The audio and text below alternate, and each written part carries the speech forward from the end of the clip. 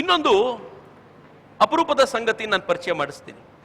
ನಮ್ದೊಂದು ಪುಟ್ಟ ವರ್ಕ್ ನಡೆಯುತ್ತೆ, ಫಿಫ್ತ್ ಪಿಲ್ಲರ್ ಅಂತ. ಆ ಫಿಫ್ತ್ ಪಿಲ್ಲರ್ನ ಮೂಲಕ ಈ ತರದ ಐಡಿಯಾಗಳದ್ದು ಯಾವ್ದು ಬರುತ್ತೋ ಆ ಐಡಿಯಾಗಳನ್ನ ಸ್ವಲ್ಪ ನರ್ಚರ್ ಮಾಡ್ತೀವಿ, ಅದನ್ನ ಸ್ವಲ್ಪ ಡೆವಲಪ್ ಮಾಡೋ ಪ್ರಯತ್ನ ಪಡ್ತೀವಿ. ತುಂಬಾ ಚೆನ್ನಾಗಿ ಐಡಿಯಾ ಮಾಡಿ ಒಂದೊಳ್ಳೆ ಕಂಪನಿಗಳನ್ನು ಕಟ್ಟಿರೋರ್ನ ಕೊನೆಗೆ ಅವ್ರ ಜೊತೆ ಕೂರಿಸಿ ಮಾತನಾಡ್ಲಿಕ್ಕೆ ಕೂರಿಸ್ತೀವಿ. ಹಾಗೆ ಮಾತನಾಡುವಾಗ ತನ್ನ ಐಡಿಯಾ ಎಕ್ಸ್ಪ್ಲೈನ್ ಮಾಡ್ಲಿಕ್ಕೂ ಒದ್ದಾಡ್ತಿದ್ದಂತ ಕಷ್ಟಪಡ್ತಿದ್ದಂತ ಒಬ್ಬ ಹುಡುಗನ ಐಡಿಯಾ ದೊಡ್ಡ ದೊಡ್ಡ ಇನ್ವೆಸ್ಟರ್ಗಳಿಗೆ ಎಷ್ಟು ಇಷ್ಟ ಆಯಿತು ಅಂತಂದ್ರೆ ಅವ್ರು ನಿಜವಾಗ್ಲೂ ಹೆಮ್ಮೆ ಪಡುವಂತ ಒಂದು ಕಂಪನಿಯನ್ನ ನಾವು ಕಟ್ಕೊಂಡ್ವಿ. It not come, yeah fine, right. ಕಂಪನಿಯನ್ನು ಕಟ್ಟಿದ್ವಿ. ಆ ಕಂಪನಿಯನ್ನು ಕಟ್ಟಿದ ಹುಡುಗ, ಇಬ್ರು ಹುಡುಗರು, ಆರ್ಡಿನರಿ ಹುಡುಗರು. ಅವರು ಬಯೋಮಾಸ್ಟರ್ ಅನ್ನೋ ಕಂಪನಿಯನ್ನು ಕಟ್ಟಿ ಅವರು ಬಯಾಲಜಿಕಲ್ ವೇಸ್ಟ್ ನಿಂದ ತಾವು ಕರೆಂಟ್ ಅನ್ನು ಜನರೇಟ್ ಮಾಡುವಂತ, ಫ್ಯೂಯಲ್ ಮಾಡುವಂತ ಒಂದು ಸುಂದರವಾದ ಕಂಪನಿಯನ್ನು ಕಟ್ಟಿದ್ರು. ಎಷ್ಟು ದೊಡ್ಡ ಕಂಪನಿಯಾಗಿ ಅವ್ರದ್ದು ಕಲ್ಪನೆ ದೊಡ್ಡದಾಗಿತ್ತು ಅಂತಂದ್ರೆ ಇನ್ವೆಸ್ಟರ್ಸ್ ಅಂತ ಯಾರ್ಯಾರು ಕೂತ್ಕೊಂಡಿದ್ರು ಅವ್ರು ಕೇಳುವಂತ ಅಪರೂಪದ ಪ್ರಶ್ನೆಗಳಿಗೂ ಕೂಡ ಈ ಹುಡುಗರು ಉತ್ತರ ಕೊಡ್ಲಿಕ್ಕೆ ಸಾಧ್ಯ ಆಗಿತ್ತು. ಇಂಡಿಯನ್ ಇನ್ಸ್ಟಿಟ್ಯೂಟ್ ಆಫ್ ಸೈನ್ಸ್ ನ ಜೊತೆಗೆ ಅವ್ರನ್ನ ಕನೆಕ್ಟ್ ಮಾಡಿದಾಗ ಇಂಡಿಯನ್ ಇನ್ಸ್ಟಿಟ್ಯೂಟ್ ಆಫ್ ಸೈನ್ಸ್ ನ ವಿಜ್ಞಾನಿಗಳು ಅವ್ರ ಜೊತೆ ಎಂತ ಇಂಟ್ರಾಕ್ಟ್ ಮಾಡಿ ಹೇಳಿದ್ರು ಅಂತಂದ್ರೆ, ನಿಮ್ಮನ್ನು ಡೆವಲಪ್ ಮಾಡ್ಲಿಕ್ಕೆ ಬೇಕಾಗಿರುವಂತ ಎಲ್ಲ ಟೆಕ್ನಾಲಜಿಯನ್ನ ನಾವು ಕೂಡ ಪ್ರೊವೈಡ್ ಮಾಡ್ತೀವಿ. ಯಾಕೆ ಅಂತಂದ್ರೆ ನೀವು ಬಹಳ ಅತ್ಯುತ್ಕೃಷ್ಟವಾದ ಕಲ್ಪನೆಯೊಂದಿಗೆ ಬಂದಿದ್ದೀರಾ ಅಂತ ಅವ್ರ ಜೊತೆ ಮಾತನಾಡುವಷ್ಟರ ಮಟ್ಟಿಗೆ. ಇವರೆಲ್ಲರೂ ಏನು ಓದ್ಕೊಂಡಿದ್ರು ಅಂತಂದ್ರೆ ತುಂಬಾ ಸಾಮಾನ್ಯವಾದ ಜನ. ನಾನು ಪರಿಚಯ ಮಾಡಬೇಕು ಅಂತಿದ್ದೆ, ಅವ್ರು ಬರಲಿಲ್ಲ. ಆದ್ರೆ ಇವೆಲ್ಲಕ್ಕಿಂತಲೂ ಭಿನ್ನವಾಗಿರುವಂತ ಮತ್ತೊಂದು ಸಂಗತಿ ಇದೆ, ಹೌ ಅ ಕಂಪನಿ ಡೆವಲಪ್ಸ್. ಈಗ ನಾನು ಮೇಜರ್ ಪೋರ್ಷನ್ಗೆ ಬರ್ತಿದ್ದೀನಿ. ಇಷ್ಟೊತ್ತು ನಿಮ್ ಜೊತೆ ಐಡಿಯಾ ಒಂದು ಹೆಂಗ್ ಡೆವಲಪ್ ಆಗುತ್ತೆ ಅಂತ ನಾನು ಹಂಚ್ಕೊಂಡೆ. ಈಗ ಒಂದು ಮೇಜರ್ ಪೋರ್ಷನ್, ಇಂದಿರಾ ಫುಡ್ಸ್ ಬಂದಿದಾರಲ್ಲ, ಬಂದಿದ್ದಾರೆ, fine. Please welcome Indira foods ನ ಮಾಲೀಕರನ್ನ, ಪ್ಲೀಸ್ ಕಮ್. ಮಿತ್ರ, ಈ ವ್ಯಕ್ತಿ ಕಾರಲ್ಲಿ ಕೋಲಾರದ ಕಡೆಗೆ ಹೋಗ್ತಾ ಇದ್ರು, if I am not wrong. ಕೋಲಾರದ ಕಡೆಗೆ ಹೋಗ್ತಿರ್ಬೇಕಾದ್ರೆ ದಾರಿಯಲ್ಲಿ ಒಂದಷ್ಟು ರೈತರು ಇವರು ಮತ್ತು ಇವ್ರದ್ದೆಲ್ಲ ವೆಹಿಕಲ್ ಅಡ್ಡ ಹಾಕಿದ್ರು. ಅಡ್ಡ ಹಾಕಿ ಏನ್ ಮಾಡಿದ್ರು ಗೊತ್ತಾ, ದಾರಿ ಉದ್ದಕ್ಕೂ ಟೊಮೆಟೊಗಳನ್ನು ಚೆಲ್ಲಿದ್ರು. ಇವರು ಟೊಮೆಟೊಗಳನ್ನು ನೋಡಿ ದಾರಿ ಬಿಡ್ತಾ ಇಲ್ಲ, ಯಾಕೆ ಬಿಡ್ತಾ ಇಲ್ಲ ಏನು ಅಂತ ನೋಡಿದಾಗ ಟೊಮೆಟೊ ಬೆಲೆ ತುಂಬಾ ಕಡಿಮೆ ಆಗಿದೆ. ಕೆಜಿಗೆ 50 ಪೈಸೆವೋ ₹1 ಟೊಮೆಟೊ ಬಂದ್ಬಿಟ್ಟಿದೆ.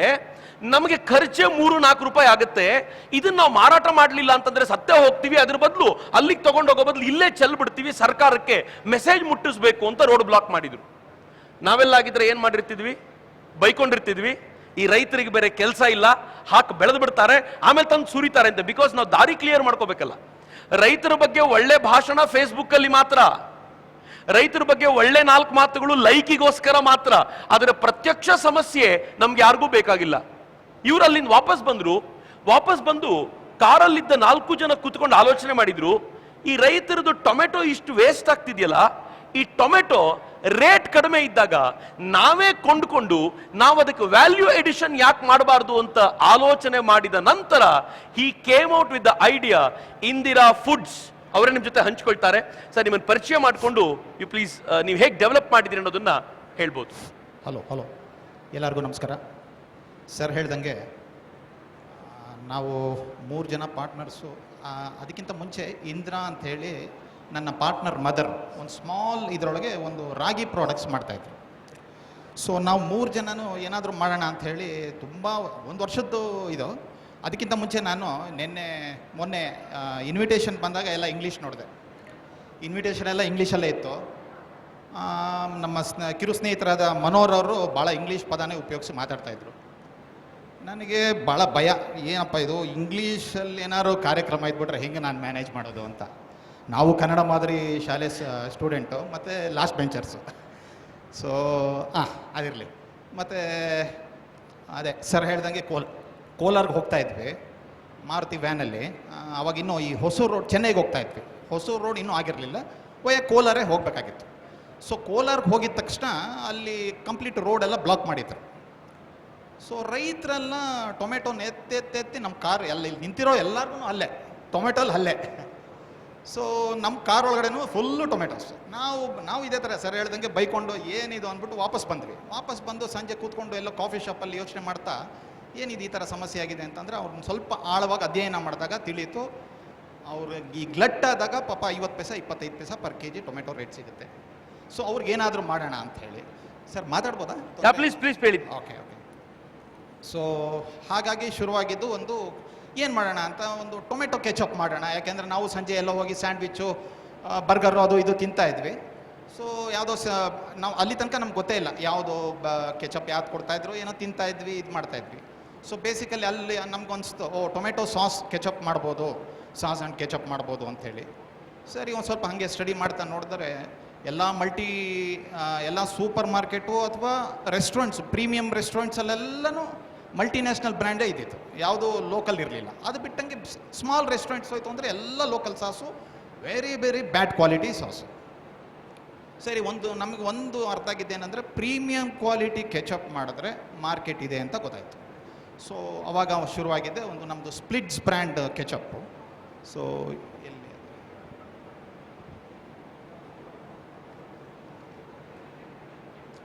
ನೋಡಿ, ಇದು ಹೋಟೆಲ್ ಇಂಡಸ್ಟ್ರಿಗೆ 3 kg ಸರ್, ಇದು 3 kg ketchup bulk pack. So ಇದು ಯಾ ಫೈನ್, ಇದೊಂದು ಶುರುವಾಯಿತು. ಮತ್ತು ಇದು ಇವಾಗ ರಿಟೇಲ್ ಮಾರ್ಕೆಟಲ್ಲಿ ಬಿಡ್ತಾ ಇದೀವಿ ಸರ್. ಇದು ಬಂದು ನಮಗೆ ಹೊಸದು. ಹೌದು ಸರ್. ಇಲ್ಲಿ ರಿಟೇಲ್ ಮಾರ್ಕೆಟ್ ಏನಾಗಿದೆ ಅಂದರೆ ಎಲ್ಲ 5 bedroom ಫ್ಲ್ಯಾಟ್ಸು, ಅಂದರೆ ಎಲ್ಲ 4 ಜನ ಅಣ್ಣ ತಮ್ಮದ್ರು, ತಂದೆ ತಾಯಿ ಎಲ್ಲ ಇರೋ ಥರ ಒಂದು ಫ್ಯಾಮಿಲಿ, ಆ ಥರ ಒಂದು ಕಾನ್ಸೆಪ್ಟು ಶುರುವಾಗಿದೆ ಸರ್ ಅಲ್ಲಿ. ಸೊ ಅಲ್ಲೆಲ್ಲ ಬಲ್ಕ್ ತಗೋತಾರೆ. ಅಲ್ಲ, ಬಟ್ ನನಗೀಗ ಇಲ್ಲಿ ತುಂಬಾ ಜನ ಐಡಿಯಾಸ್ಗಳ ಆಲೋಚನೆ ಮಾಡ್ತಿರೋರು ಇದ್ದಾರೆ. When you started with this idea, what was the first problem you encountered? ಮೊದಲನೇ ಪ್ರಾಬ್ಲಮ್ ಏನು ನಿಮಗೆ? ಇದೊಂದು ಐಡಿಯಾ ಬಂತಪ್ಪ, ಇದು ಮಾಡಬೇಕು ಅಂತ, ಮೊದಲನೇ ಪ್ರಾಬ್ಲಮ್ ಏನಿತ್ತು ಅಂತ ನೆನ್ಪಿಟ್ಕೊಳ್ಳಿ. ಒಂದು ಕಂಪನಿಗೆ ಏನು ಪ್ರಾಬ್ಲಮ್ ಬರುತ್ತಲ್ಲ, ಎಲ್ಲ ಕಂಪನಿಗೂ ಅದೇ ಪ್ರಾಬ್ಲಮ್ ಇರುತ್ತೆ. ವೆರೈಟಿ ಇರುತ್ತೆ ಅಷ್ಟೇ, ಬಟ್ ಪ್ರಾಬ್ಲಮ್ನ ಫಿಕ್ಸ್ಡ್ ಪ್ರಾಬ್ಲಮ್ಸ್ ತರ ಇರುತ್ತೆ. ಏನು ಪ್ರಾಬ್ಲಮ್ ಇತ್ತು ನಿಮಗೆ ಮೊದಲು? ಕಾಂಪಿಟೇಷನ್ ಸರ್ ವಿಪರೀತ ಇತ್ತು. ಅಂದರೆ ಒಂದು ಹೈಯರ್ ಸೆಗ್ಮೆಂಟಲ್ಲಿ ಹೋಯ್ತು ಅಂತಂದರೆ ಮಲ್ಟಿನ್ಯಾಷನಲ್ ಬ್ರ್ಯಾಂಡ್ ಅಡ್ಡ ಬರ್ತಾ ಇದ್ದಿದ್ದು, ಲೋಯರ್ ಹೋಯ್ತು ಅಂದರೆ ನಮ್ದು ಕಾಸ್ಟ್ ಜಾಸ್ತಿ ಆಗಿಬಿಡ್ತಾ ಇತ್ತು. ಸೊ ನಾವು ಕನ್ವಿನ್ಸ್ ಮಾಡಬೇಕಾಗಿರೋದು ಮಲ್ಟಿನ್ಯಾಷನಲ್ ಬ್ರ್ಯಾಂಡ್ ಕೆಚಪ್ಪು ಸಾಸ್ ಯಾರು ಯೂಸ್ ಮಾಡ್ತಾ ಇದ್ರೋ ಅವ್ರನ್ನೇ ಕನ್ವಿನ್ಸ್ ಮಾಡಬೇಕಾಗಿತ್ತು. ಮತ್ತು ಅಟ್ ಪಾರ್ ವಿತ್ ಅವ್ರ ಕ್ವಾಲಿಟಿನೇ ಕೊಡಬೇಕು. ಪ್ಯಾಕಿಂಗ್ ಇರ್ಬೋದು, ಪ್ಯಾಕಿಂಗ್ ಒಳಗಡೆ ಇರೋ ಉತ್ಪನ್ನ ಇರ್ಬೋದು, at par with multinational brand ಕೊಟ್ಟರೆ ಮಾತ್ರ ನಾವು ಸರ್ವೇ ಆಗಬೇಕು ಅಂತ ಗೊತ್ತಾಯಿತು. ಮತ್ತು ಎಗೇನ್ ಲೋಯರ್ಗೆ ಹೋಗಕ್ಕೆ ನಮಗೆ ಇಷ್ಟ ಇರಲಿಲ್ಲ, ತುಂಬ ಅಡಲ್ಟ್ರೇಷನ್ ಮಾಡಬೇಕು. ಸೊ ಅದೊಂದು ಸಮಸ್ಯೆ ಇತ್ತು. ಸೊ ಫೈನ್, ಈಗ ನನಗೆ ಹೇಳಿ, ನೀವು ಮಲ್ಟಿನ್ಯಾಷನಲ್ ಕ್ವಾಲಿಟಿನ ತಗೊಂಡು ಬಂದಿರಿ. What about your packings? Usual ಆಗಿ ಇವತ್ತಿನ ದಿನಗಳಲ್ಲಿ ಏನು ಗೊತ್ತೇನು, ನೀವು ಏನಾದರೂ ಕೊಡಿ, ಆದರೆ ಒಳ್ಳೆ ಡ್ರೆಸ್ ಹಾಕಿ ಕೊಡಿ ಅಂತ. ಡ್ರೆಸ್ಸಿಂಗ್ ಚೆನ್ನಾಗಿರಬೇಕು, ಉಳಿದಿದ್ದು ಏನು ಒಳಗಿರುತ್ತೋ ನಾವು ನೋಡೋದಿಲ್ಲ. ನಾವು ಕೂಡ ಮಾಡ್ತೀವಲ್ಲ, ಮಾರ್ಕೆಟಿಗೆ ಹೋದಾಗ ಯಾವುದು ತುಂಬ ಚೆನ್ನಾಗಿ ಕಾಣುತ್ತೋ ಅಂತ. ಬಹಳ ಇಂಟ್ರೆಸ್ಟಿಂಗ್ ಆಗಿರುವಂಥ ಒಂದು ಸಂಗತಿ ಹೇಳ್ತೀನಿ ನಿಮಗೆ. ಯಾವುದಾದ್ರೂ ಒಂದು ತರಕಾರಿ ಅಂಗಡಿಯಲ್ಲಿ ಸೊಟ್ಟದಾಗಿರುವಂಥ ಕ್ಯಾರೆಟ್ ಇದ್ರೆ, ಇನ್ನೊಂದು ನೇರವಾಗಿರುವಂಥ ಕ್ಯಾರೆಟ್ ಇದ್ರೆ, ಇಂಟ್ರೆಸ್ಟಿಂಗ್ಲಿ ಸೊಟ್ಟಗಿರುವಂಥ ಕ್ಯಾರೆಕ್ಟರ್ ಆರೋಗ್ಯಕ್ಕೆ ಒಳ್ಳೇದು. ಯಾಕೆ ಗೊತ್ತಾ? ಅದು ಆರ್ಗ್ಯಾನಿಕ್, ಅದು ಕೆಮಿಕಲ್ ಬಳಸದೆ ಮಾಡಿರುವಂಥದ್ದು. ಯಾಕೆ ಅಂತಂದ್ರೆ ಅದು ತನಗೆ ಇಷ್ಟ ಬಂದಂತೆ ಬೆಳ್ಕೊಂಡು ಹೋಗಿದೆ. ಈ ನೆಟ್ಟಿಗೆ ಬರಬೇಕು ಅಂತಾನೆ ಅದಕ್ಕೆ ಬೇರೆ ಬೇರೆ ಕೆಲಸ ಮಾಡಿದ್ದಾರೆ. ಅದು ಇಷ್ಟು ಆಚೆ ಹೋಗಬಾರ್ದು, ಹೀಗೆ ಇರಬೇಕು ಅಂತೆಲ್ಲ ಪ್ರಯತ್ನ ಮಾಡಿದ್ದಾರೆ. ಹಿಂಗಾಗಿ ಬಹಳ ಆರ್ಗ್ಯಾನಿಕ್ ಆಗಿ ಬೆಳೆದಿರುವಂಥವ್ರು ಹೇಳ್ತಾರೆ, ಸೊಟ್ಟಗಿದೆ ಅಂತ ನಮ್ದು ಯಾರು ಖರೀದಿನೇ ಮಾಡಲ್ಲ ಸರ್ ಅಂತ. ಬಹಳ ಇಂಟ್ರೆಸ್ಟಿಂಗ್ ಆಗಿರುವಂಥ ಸಂಗತಿ. ನಮ್ಗೆ ಹೆಂಗಿದೆ ಅಂತಂದ್ರೆ ಅದರ ಪ್ಯಾಕಿಂಗ್ ಹೆಂಗಿದೆ ಅನ್ನೋದು ಬಹಳ ಇಂಪಾರ್ಟೆಂಟ್. ನೀವು ಹೆಂಗ್ ಹೋದ್ರಿ ಪ್ಯಾಕಿಂಗ್ನ ಕಲ್ಪನೆ ಹೆಂಗ್ ತಗೊಂಡ್ಬಂದ್ರಿ? ಪ್ಯಾಕಿಂಗ್ ಸರ್, ನನ್ನ ಜೊತೆ ಅಂದ್ರೆ ಮಲ್ಟಿನ್ಯಾಷನಲ್ ಜೊತೆ ಕಾಂಪೀಟ್ ಮಾಡಬೇಕಾದ್ರೆ ಪ್ರೆಸೆಂಟೇಷನ್ ಈಸ್ ಟು ಇಂಪಾರ್ಟೆಂಟ್. ಹೌದು ಸರ್. ಇದು ಈ ಪ್ಯಾಕ್ ಇದೆಯಲ್ಲ, ಇದು ನಾವು ಫಸ್ಟ್ ಟೈಮು ಇಡೀ ದೇಶದಲ್ಲಿ ಒಂದು ಪೇಪರ್ ಪ್ರಾಡಕ್ಟ್ಸ್ ಅಂತ ಒಂದು ಕಂಪನಿ ಇತ್ತು ಸರ್. ನಮ್ಮ ಒಬ್ಬರು ಸ್ನೇಹಿತರು ಮುರಳೀಧರ್ ಅಂತ ಹೇಳ್ಬಿಟ್ಟು ಅವರು ಅಲ್ಲಿ ವರ್ಕ್ ಮಾಡ್ತಾಯಿದ್ರು. ಸೊ ಅವರು ನಾವು ಹೋಗಿದ ತಕ್ಷಣ, ಮೀಟ್ ಮಾಡಿದ ತಕ್ಷಣ ಇದೊಂದು ಪೌಚ್ ತೋರಿಸಿದ್ರು. ಈ ಥರ ಇದೊಂದು ಅವಾಗ ಇನ್ನೂ ಬಂದಿರಲಿಲ್ಲ, 2003 ಸರ್. 2003 ಈ ಥರ ಪ್ಯಾಕು ನಾವು ತುಂಬ ಸಮಸ್ಯೆಯನ್ನು ಫೇಸ್ ಮಾಡಿದೆ. ಯಾಕೆಂತಂದರೆ ಇದು ಪ್ಯಾಕಿಂಗ್ ಎಲ್ಲ ತುಂಬ ಇಶ್ಯೂ. ಇದು ಅವಾಗ ಇನ್ನೂ ಪ್ರಾಪರ್ ಮೆಷಿನರಿ ಅವಾಗ ತಾನೇ ಇಂಡಿಯಾಗೆ ಬಂದಿತ್ತು. ಈ ಥರ 1 kg ಪೌಚ್ ಯಾರೂ ಮಾಡಿರಲಿಲ್ಲ. ಫಸ್ಟ್ ಟೈಮ್ ಇಡೀ ದೇಶದಲ್ಲಿ ನಾವು ಇಂಟ್ರೊಡ್ಯೂಸ್ ಮಾಡಿದ್ವಿ ಸರ್, ಧೈರ್ಯವಾಗಿ. ಬಟ್ ಅಷ್ಟೇ ಕಂಪ್ಲೇಂಟ್ಸ್ ಬಂತು, ಯಾಕೆಂದರೆ ಫಸ್ಟ್ ಟೈಮ್ ಬರುತ್ತಲ್ಲ ಸರ್, ಆ ಸಮಸ್ಯೆ ತುಂಬ ಕಂಪ್ಲೇಂಟ್ಸ್ ಬಂತು. ಕಸ್ಟಮರ್ನು ತುಂಬ ಸಪೋರ್ಟ್ ಮಾಡಿದ್ರು.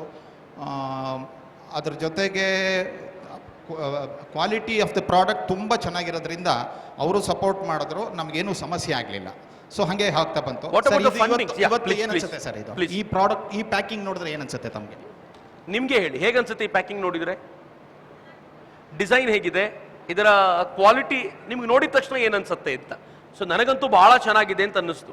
ಅಂದ್ರೆ ನನಗೆ ಏನು ಖುಷಿ ಅಂತಂದ್ರೆ ಮಲ್ಟಿನ್ಯಾಷನಲ್ ಕಂಪನಿಗೆ ನಮ್ಮ ಬೆಂಗಳೂರಿನ ಒಂದು ಟೀಮು ಕಾಂಪೀಟ್ ಮಾಡಬಹುದಾಗಿರುವಂತ ಪ್ಯಾಕಿಂಗ್ ಅನ್ನ ಕ್ವಾಲಿಟಿಯನ್ನ ತರುತ್ತಲ್ಲ, ನನಗೆ ಬಹಳ ಹೆಮ್ಮೆ ಕೊಡುವಂತ ಸಂಗತಿ ಅದು. ಅದನ್ನ ನಾನು ಬಹಳ ಖುಷಿ ಪಡ್ತೀನಿ. ಮತ್ತೆ ಯಾವುದಕ್ಕೂ ಕೂಡ ನಾವಿದು ಕಾಂಪ್ರಮೈಸ್ ಮಾಡ್ಕೊಳ್ಬೇಕಾದ ಅಗತ್ಯ ಇಲ್ಲ. ಬೆಂಗಳೂರಿನವರು ಸ್ವಲ್ಪ ಪ್ಯಾಕಿಂಗ್ ಕೆಟ್ಟದಾಗಿದ್ರು ತಗೋ, ಬೆಂಗಳೂರಿನವರು ಸ್ವಲ್ಪ ಕ್ವಾಲಿಟಿ ಕಡಿಮೆ ಇದ್ರು ತಗೋ, ಹಂಗಿಲ್ಲ. ಬೆಂಗಳೂರಿನವರು ವರ್ಲ್ಡ್ ಕ್ಲಾಸ್ ಕೆಚಪ್ಗೆ ಕಾಂಪೀಟ್ ಮಾಡಬಲ್ಲಂತ ಒಳ್ಳೇದನ್ನ ತಂದಿದ್ದಾರೆ, ಕೊಂಡ್ಕೋ ಅಂತ ಧೈರ್ಯವಾಗಿ ಹೇಳ್ಬೋದಾಗಿರುವಂತದ್ದು ಅಂತ. ಅದನ್ನ ಮಾಡ್ಲಿಕ್ಕೆ ಅಫ್ಕೋರ್ಸ್ ಎರಡನೇ ಪ್ರಶ್ನೆ ಒಂದಿದೆ, ಒಂದು ಸವಾಲುಗಳು, ಎರಡನೇದು ಫಂಡಿಂಗ್ ಏನ್ ಮಾಡಿದ್ರಿ? It's a huge problem. ನಂಗೆ ಗೊತ್ತಿದೆ, ಹೌದು ಸರ್, ಹೌದು. ಪ್ರತಿಯೊಬ್ಬನಿಗೂ ಕೂಡ ಅದೊಂದು ತಲೆಯಲ್ಲಿ ಕೂತಿರುತ್ತೆ. ಒಂದು ಕಂಪನಿ ಶುರು ಮಾಡ್ತೀನಿ, ಒಂದೇನೋ ಮಾಡಬೇಕು ಹೊಸದಾಗಿ, ಅದಕ್ಕೆ ಹಣ ಎಲ್ಲಿಂದ ಬರುತ್ತೆ, ಫಂಡಿಂಗ್ ಹೆಂಗೆ ಅಂತ. ಹೌದು. ಈಗಲಾದ್ರೂ ಥ್ಯಾಂಕ್ ಗಾಡ್ ನಿಮ್ಗೆ ಸ್ಟಾರ್ಟ್ಅಪ್ ಇಂಡಿಯಾ ಇದೆ, ಹೌದು. ನಿಮ್ಗೆ ವಿಭಿನ್ನವಾಗಿರುವಂತ ಯೋಜನೆಗಳಿವೆ. ಅವತ್ತು ನೀವು ಶುರು ಮಾಡುವಾಗ ದೇರ್ ವಾಸ್ ನಥಿಂಗ್. ಈ ತರ ಈಸಿ ಇರಲಿಲ್ಲ, ಆಕ್ಸೆಸ್ ಈಸಿ ಇರಲಿಲ್ಲ. ಹೆಂಗಿತ್ತು? ಸ್ಮಾಲ್ ನಮ್ಮದು ಇನ್ಷಿಯಲಲ್ಲಿ ಸ್ವಲ್ಪ ಇತ್ತು, ದುಡ್ಡಿತ್ತು, ಒಂದು 20 lakhs ಆ ಥರ ಇತ್ತು. ಅದಾದಮೇಲೆ KSFCಗೆ ಲೋನ್ಗೆ ಹೋದ್ವಿ ಸರ್. ನಮ್ಮ ಅದೃಷ್ಟಕ್ಕೆ ಏನಂದರೆ KSFC ಅಂದರೆ ಎಲ್ಲರೂ ಹೆದರ್ಕೋತಾರೆ ಹೋಗೋಕ್ಕೆ, ಏನು ಗೊತ್ತಲ್ಲ ಸರ್, ಅದು ಸಮಸ್ಯೆ. ಸೊ ನಮ್ಮ ಅದೃಷ್ಟಕ್ಕೆ SM ಕೃಷ್ಣ ಅವರು ಅವಾಗ CM ಆಗಿದ್ರು. ಸೊ ಏನೋ ಒಂದು KSFCಲಿ ತುಂಬ ಚೆನ್ನಾಗಿ ಸಪೋರ್ಟ್ ಮಾಡಿದ್ರು. ನಮ್ಮದು ಇದೆಲ್ಲ ನೋಡಿದ್ರು, ನಮ್ಮದು ಅಷ್ಟರೊಳಗಡೆ ನಾವು ಎಲ್ಲ ಪ್ಯಾಕಿಂಗ್ ಮೆಟೀರಿಯಲ್ಲು ಇದು ಎಲ್ಲ ಮಾಡಿದ್ವಿ. fine. ಅವ್ರಿಗೆ ನಮ್ದು ಗೊತ್ತಾಯಿತು, ಇವ್ರು ಏನೋ ಒಂದು ಮಾಡ್ತಾರೆ, ಒಳ್ಳೆ ಕ್ವಾಲಿಟಿ ಇದೆ, ಮತ್ತು ಎಲ್ಲೂ ಅದೇ ಅಗೈನ್ ಕ್ವಾಲಿಟಿ ಎಲ್ಲೂ ಕಾಂಪ್ರಮೈಸ್ ಮಾಡ್ಕೊಳ್ಳಿಲ್ಲ.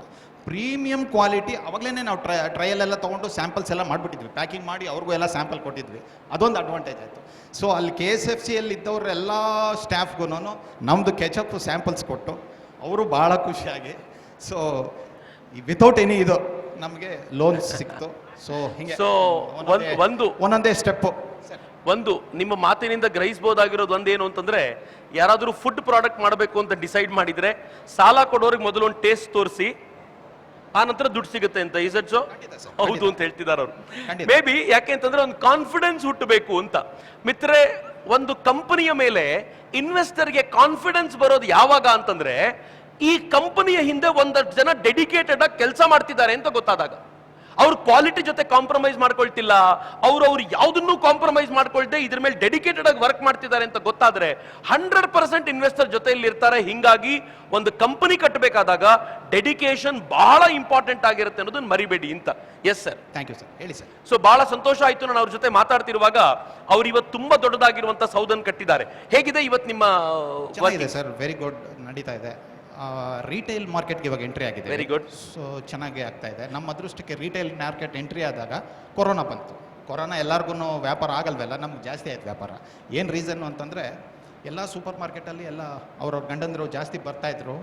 ಈ ನಾರ್ಮಲಾಗಿ ಗಂಡಸರು ಯಾವುದೇ ಒಂದು ಬಂದರು ಹೊಸದು ಏನಾದ್ರು ಒಂದು ಟ್ರೈ ಮಾಡೋಣ ಅನ್ನೋದಿರುತ್ತಲ್ಲ. ಸೊ ನಮ್ಮದೆಲ್ಲ ರಾಗಿ ಪ್ರಾಡಕ್ಟ್ಸ್ ಇರ್ಬೋದು, ಪೇಸ್ಟ್ ಇರ್ಬೋದು, ಟ್ಯಾಮ್ರಿನ್ ಕಾನ್ಸಂಟ್ರೇಟ್ ಇರ್ಬೋದು. ಸೊ ಈ ಪ್ರಾಡಕ್ಟ್ಸ್ ಎಲ್ಲ ತೊಗೊಳಕ್ಕೆ ಶುರು ಮಾಡಿದ್ರು.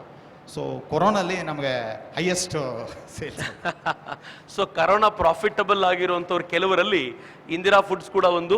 ಸೊ ನಾನು ಅವರಿಗೆ ಕಂಗ್ರ್ಯಾಚುಲೇಷನ್ಸ್ ನಿಮ್ಮೆಲ್ಲರ ಪರವಾಗಿಯೂ ಹೇಳ್ತೀನಿ. Can you reveal your turnover today? 90 crores sir, annual. 90 crores. ಶಬಾಷ್. 100 crores ಟರ್ನ್ ಓವರ್ ಅಲ್ಲಿ ಅವರು ಇದ್ದಾರೆ. ಆರ್ಡಿನರಿ ಮನುಷ್ಯ ಅಲ್ಲ. 100 crore ಆಲ್ಮೋಸ್ಟ್ ಟರ್ನ್ ಓವರ್ನ ಪ್ರತಿ ವರ್ಷ ಅವರು ಮಾಡ್ತಾರೆ. ಶುರುವಾಗಿದ್ದೆಲ್ಲಿಂದ? ಶುರುವಾಗಿದ್ದು ಟೊಮೆಟೊ ಎಸೆದಿದ್ರಿಂದ ಶುರುವಾಯಿತು ಅಂತ. ಒಂದು ಐಡಿಯಾ 100 ಕೋಟಿ ಬಿಸ್ನೆಸ್ ಆಗುತ್ತೆ. ಬರೀ ಅವ್ರಿಗೆ ಮಾತ್ರ ಅಲ್ಲ, ಬಿಸ್ನೆಸ್ ಮಾಡುವಾಗಲೆಲ್ಲ ನಮ್ಗೆ ಏನ್ ಅನ್ಸುತ್ತೆ ಅಂತಂದ್ರೆ 100 crore ಮಾಡ್ತಾರ ಅವರು ಅಂತ ಹೊಟ್ಟೆ ಉರಿ ಶುರುವಾಗ್ಬಿಡುತ್ತೆ. ಆದ್ರೆ 100 crore ಮಾಡೋ ನೆಪದಲ್ಲಿ ಎಷ್ಟು ರೈತರಿಗೆ ಅವರು ಟೊಮೆಟೊ ಬೀದಿಗೆ ಚೆಲ್ಬೇಕಾಗಿರುವಂತ ಟೊಮೆಟೊನ ನಾನು ಕೊಂಡ್ಕೋತೀನಿ ಅಂತ ಹೇಳ್ಕೊಂಡು ನಿಂತ್ಕೊಳ್ತಾರಲ್ಲ, ಆ 100 crore ಆ ಧೈರ್ಯವನ್ನ ರೈತರಿಗೆ ತುಂಬಿದ್ದಕ್ಕೋಸ್ಕರ ನಾವೆಲ್ಲರೂ ಅವರಿಗೆ ಕ್ಲಾಪ್ ಮೂಲಕ ಒಂದು ಧೈರ್ಯವನ್ನ ಅವ್ರಿಗೆ ತುಂಬೋಣ. So congratulations. ಈ 90 crore 900 crore ಬೇಗ ಆಗ್ಲಿ ಅಂತ ನಾವೆಲ್ಲರೂ ನಿಮ್ಗೆ ವಿಶ್ ಮಾಡ್ತೀವಿ. ಒಂದು ವಿಶ್ವಾಸವನ್ನ ನಮ್ಗೆಲ್ಲರಿಗೂ ತುಂಬಿದ್ದೀರಿ. ನಿಮಗೆ ಧನ್ಯವಾದಗಳು sir. Thank you very much sir.